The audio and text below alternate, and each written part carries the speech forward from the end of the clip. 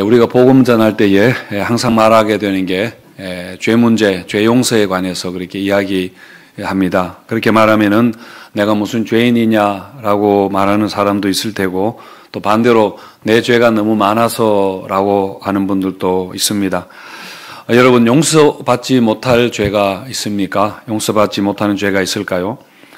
도스토옙스키의 죄와 벌이라는 그 소설에 보면은 주인공인 라스콜리코프가 고리 대금업자인 그 노파를 죽이고 또 그 여동생을 도끼로 이렇게 죽이게 됩니다.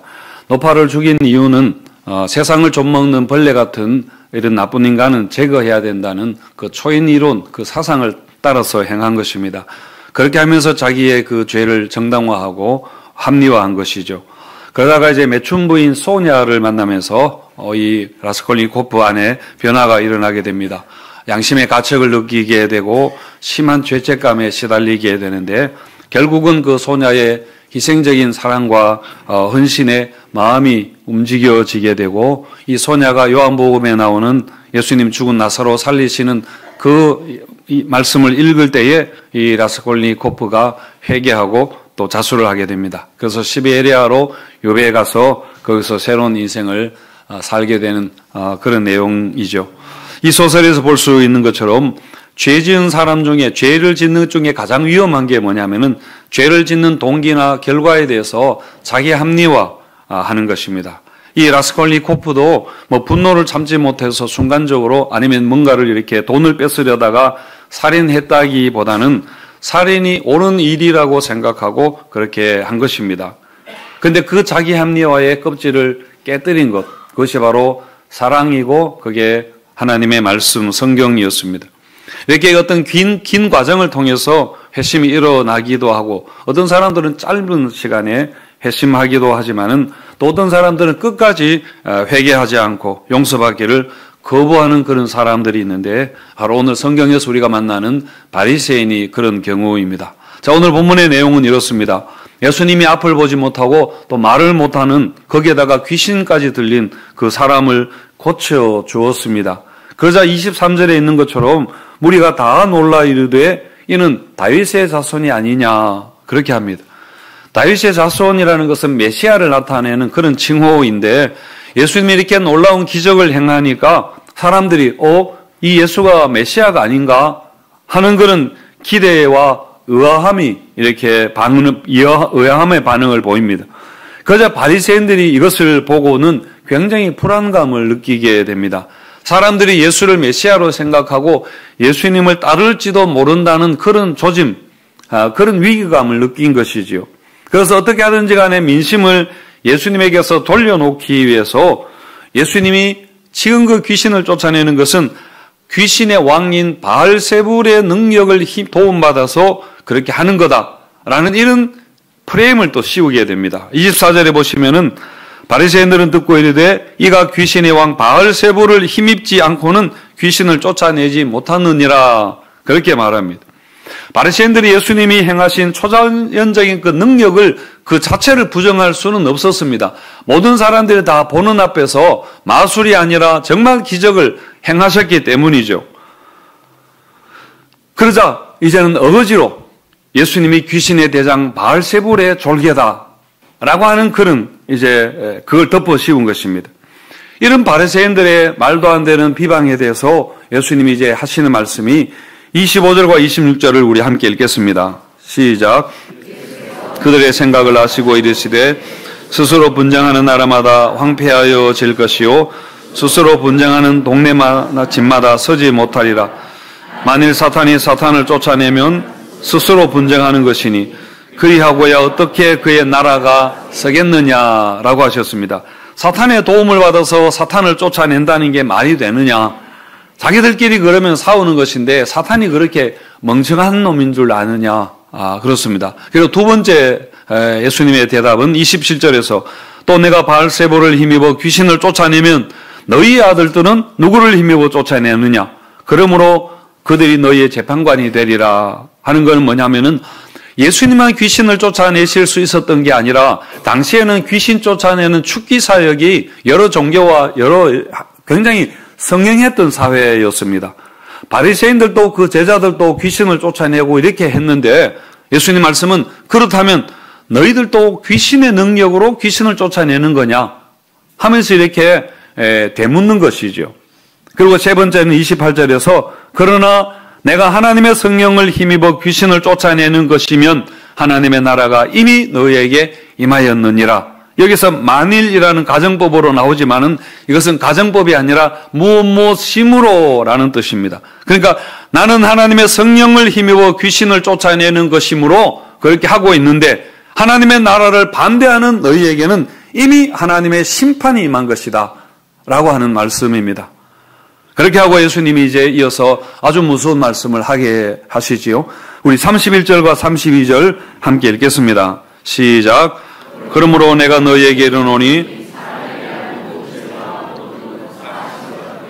성령을 모독하는 것은 사하심을 얻지 못하겠고 또 누구든지 말로 인자를 거역하면 사하심을 얻되 누구든지 말로 성령을 거역하면 이 세상과 오는 세상에서도 사하심을 얻지 못하리라. 이렇게 말씀하셨는데 예수님이 먼저 전제하는 게 뭐냐면 사람이 지은 모든 죄와 모독은 그 모독이 사람에게든 하나님에게 대한 모독이든지 간에 다 용서받을 수 있다라는 것입니다. 심지어는 말로 예수님을 비방하고 거역하는 것도 용서받을 수 있습니다. 무슨 말인가 하면은 여러분 예수님이 이 땅에 인간의 모습으로 오셨는데 당시의 사람들은 예수님이 하나님의 아들이신 줄 모르고 비방하고 욕하고 그렇게 모독하는 일을 많이 했습니다. 그래서 예수를 십자가에 못 박으라고 그렇게 고함을 지르고 결국은 예수님을 십자가에 못 박아 죽이지 않았습니까? 사실 우리가 생각할 때는 그보다 더 큰 죄는 없을 것 같은데 그런 죄도 용서받을 수 있다라고 그렇게 말씀을 합니다. 여러분 바울도 처음에 얼마나 예수님을 반대하고 예수님을 싫어했습니까? 디모데전서 1장 13절에 보시면은 내가 전에는 비방자요 박해자요 폭행자였으나 도리어 긍휼을 입은 것은 내가 믿지 아니할 때에 알지 못하고 행하였음이라. 그렇게 합니다. 알지 못하고 그렇게 행했지만은 그러나 부활하신 예수님을 만나고 예수님을 믿고 알게 되었을 때에 깨닫고 회개하고 그 죄가 용서받았습니다. 뿐만 아니라 이방인의 사도로 예수님에게서 부름을 받았죠. 그러니까 여러분 죄가 너무 커서 하나님이 도저히 용서하실 수 없는 하나님의 사랑이 미치지 못하는 십자가의 능력이 미치지 못하는 그런 죄는 없다 하는 것입니다. 저도 여러분들에게 한 가지 고백한다면은 저도 큰 죄를 지었던 사람입니다. 사람을 죽였습니다. 옛날에 눈사람을 발로 차서 그렇게 목이 부러져서 죽었습니다. 물론 우자가 한 이야기입니다만은 여러분 하나님의 사랑과 십자가의 능력은 무한하기 때문에 우리의 어떤 죄도 여러분 회개하면은 다 용서받게 되는 것을 믿으시기 바랍니다. 어떤 사람들은 내 죄가 용서받을 수 있을까 이렇게 걱정하는 분들이 있습니다. 척스윈들 목사님의 책에서도 사람들이 찾아와서 내가 용서받지 못할 죄를 지을 수 있을까요? 뭐 이런 것 때문에 그렇게 고민하는 사람들이 있다고 하는데 그러면은 대답하기로 당신이 그것을 걱정하는 한 결코 그런 죄인일 수 없습니다. 걱정한다는 것 자체가 용서받지 못할 죄를 짓지 않을 거라는 증거입니다. 라고 말해 준다고 합니다. 여러분, 우리가 어떤 죄를 지어도, 주님의 그 십자가 공로로 회개하면은 용서받을 수 있다는 것을 여러분 믿으시기 바랍니다. 그런데 오늘 말씀의 강조점은 용서받지 못할 죄가 있다는 것에 있습니다. 한 가지 용서받지 못하는 죄가 있다는 것인데 그것은 바로 성령을 거역하면은 용서받지 못한다. 바로 성령 모독죄입니다. 그런데 여러분 아까 말씀드린 것처럼 예수님을 거역하는 것은 비방하는 것은 용서받을 수 있는데 성령을 거역하면은 용서받을 수 없다는 것은 무슨 말인가 싶을 겁니다. 여러분 우리가 구원받는 유일한 길이 무엇입니까? 구원받는 유일한 길은 오직 예수를 믿는 것밖에 없습니다. 누구든지 주의 이름을 부르는 자는 구원을 받으리라 그렇게 하셨습니다. 이것 말고 예수 믿는 것 말고 여러분 다른 무슨 방법이 있습니까? 구원받는 방법이 있나요? 여러분, 없습니다. 그래서 여러분, 용서받지 못하는 죄는 딱 한 가지입니다. 뭐냐면 예수 믿기를 거부하는 거입니다. 예수 믿지 않는 죄입니다. 그런데 우리가 예수를 믿으려면은 내가 죄인이라는 것을 깨닫고 그리고 회개해야 하는데, 여러분, 이 모든 일을 누가 하시는가? 이 모든 일을 누가 하는가? 바로 성령이 하시는 일입니다. 그런데 지금 예수님을 통해서 성령이 역사하고 어떤 능력을 보여주시고 그렇게 예수님을 증거하고 있는데, 바리새인들은 그게 하나님의 능력이라는 것을 알았으면서도 악의적으로 그게 사탄의 역사라고 그렇게 하는 것이지요. 이처럼 하나님의 구원 역사를 악마화해서 용서와 구원의 길을 고의적으로 거부한다면 용서받을 길이 없다는 말입니다. 이렇게 하시면서 예수님은 모든 사람에게 예수 앞에 나와서 죄 용서 받으라고 촉구를 하십니다. 우리 30절 말씀 보시면은 나와 함께 하지 아니하는 자는 나를 반대하는 자요, 나와 함께 모으지 아니하는 자는 해치는 자니라. 이렇게 하시면서 나와 함께 하지 않으면은 다 나를 반대하는 자다, 이렇게 말씀하셨는데, 그러니까 예수를 믿든지 예수를 믿지 않든지 딱 둘 중에 하나밖에 없다는 겁니다. 결코 여기에는 중립이 없습니다. 중립지대가 여러분 없습니다. 우리가 무슨 일이든지 간에 신중한 사람들이 있습니다. 결정하는데 굉장히 신중한 그런 사람들이 있지만은 여러분, 예수 믿는 일에 대해서는 그렇게 하면 안 된다는 겁니다. 우리가 즉각 믿음을 선택하고 즉각 예수 믿기를 여러분 결정해야 하는 것입니다. 제가 아직도 한 가지 기억나는 일이 있는데요. 어떤 집사님 아들이 20대에 젊은 나이에 교통사고로 죽었습니다. 그런데 그 어머니가 너무나 슬프고 고통스러웠던 것은 그 아들이 젊은 나이에 죽었다는 그것보다는 그 아들이 예수 믿지 않고 죽은 것 때문이었습니다. 그 아들이 지옥에서 영벌을 받을 것을 생각하니까 그 어머니 마음이 정말 미칠 것만 같았던 거죠. 그렇다고 그 어머니, 그 집사님이 신앙이 중요하지 않다고 생각한 적도 없었고, 이민 가서 이렇게 바쁘게 살다 보니까 뭐 어떻게 그렇게 되어버렸습니다. 그렇지만 언젠가는 기회가 있겠지라고 그렇게 하다가 그렇게 되어버렸습니다. 그렇게 일찍 그 아들이 죽을 줄 어떻게 알았겠습니까? 그래서 장례식 하는 날에 목사님한테 가서 아들 세례 좀 달라고 그렇게 억지를 막 부르면서 했는데, 그래서 그 목사님이 너무너무 곤란하고 마음이 아팠다는 이야기를 제가 들었습니다. 여러분, 그 어머니가 죽은 자의 세례가 소용없다는 것을 알았는지 그것을 몰랐는지까지는 잘 모르지만은 아무리 마음이 아프더라도, 아무리 마음이 아파도 여러분 어쩔 수 없는 일입니다. 아이러니한 것은 그 어머니도 아들이 얼마나 소중했습니까? 그리고 영혼 구원의 문제가 그렇게 중요하다는 것을 알았지만은 그렇게 되었다 하는 겁니다. 왜 그렇게 중요한 일을 소홀히 했을까? 우리가 그렇게 말할 수 있겠습니다만은 그것은 여러분, 그런 어머니만 그런 게 아니라 사실은 우리도 마찬가지입니다.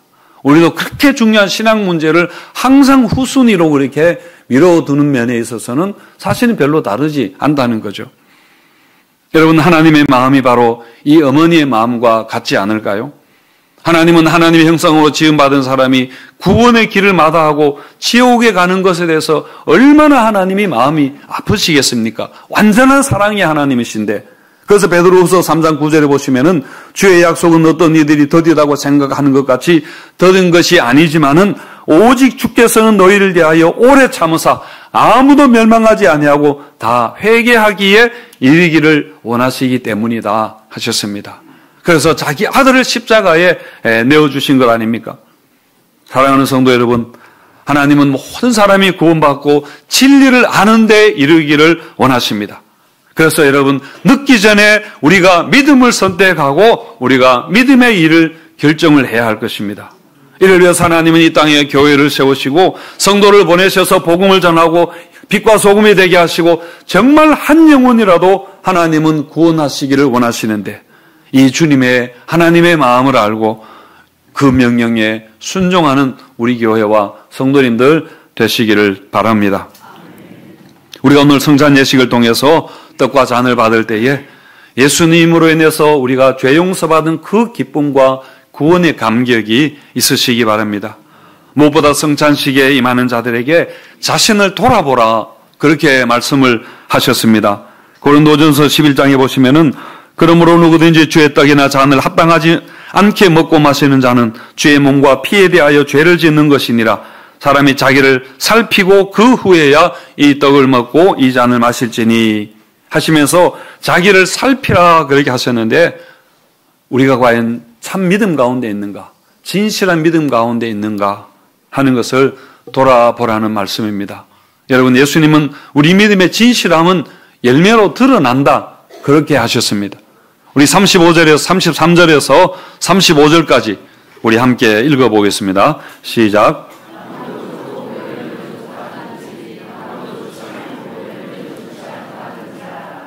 그 열매로 나무를 아느니라. 독사의 자식들아, 너희는 악하니 어떻게 선한 말을 할 수 있느냐? 이는 마음에 가득한 것을 입으로 말함이라.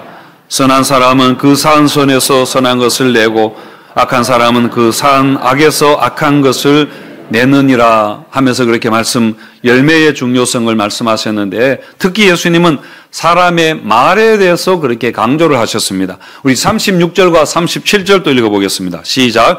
내가 너희에게 이르노니 사람이 무슨 무익한 말을 하든지 심판날에 이에 대하여 신문을 받으리니 내 말로 의롭다함을 받고 내 말로 정죄함을 받으리라 하셨습니다. 말로 심판을 받으리라 하면서 무슨 무익한 말을 하든지라고, 무익한 말이라는 것은 우리가 무심결에 하는 우리의 마음에서, 생각에서 나오는 그런 일상적인 말을 이야기하는 것입니다. 그게 우리 마음과 우리 믿음을 다 그대로 드러내는 거라는 그런 말이죠. 바리새인들의 그 악한 말에 대해서 하시는 말씀이지만은 결국 우리의 마음은 여러분 말로 나타내게 되어 있습니다. 그래서 우리가 말로서, 우리가 마음으로 믿는다고 했는데 말로서 우리 마음을 나타내는 것이고, 그래서 말로서 구원받고 아니면 말로서 정죄받는다, 그렇게 하신 것이죠. 그래서 바리새인들처럼 중상모략과 험담과 정죄가 아니라 여러분 선한 말, 우리가 순종하는 말, 사랑하는 말, 위로하는 말, 격려하는 말, 이것으로 우리 마음, 우리 믿음의 진실함을 우리가 나타낼 수 있기를 바랍니다. 성도 여러분, 오늘 주의 떡과 잔을 받으면서 우리의 모든 죄를 사해 주신 주님의 십자가 사랑과 그 은혜를 이 시간을 통해서 우리가 다시 한번 깊이 경험하고, 그래서 성찬식 가운데 죄사함 받은 기쁨과 감격이 있게 되기를 바랍니다. 무엇보다도 예수님 알지 못하는, 믿지 못하는 사람들 주님 앞으로 인도하는 우리 사명을 감당하기로 다짐하는 그런 복된 시간이 되시기를 바랍니다. 그래서 성찬식을 통해 주시는 은혜와 복이 성도님들에게 넘치게 되시기를 축원드립니다.